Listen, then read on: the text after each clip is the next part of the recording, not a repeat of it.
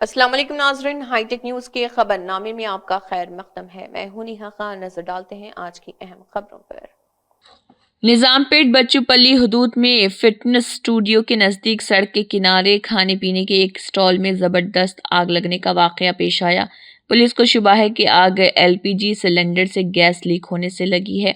मुकामी लोगों ने फायर सेफ्टी हुकाम को इतला दी और वो फायर इंजन के साथ मौके पर पहुंच गए और आग पर काबू पा लिया गया।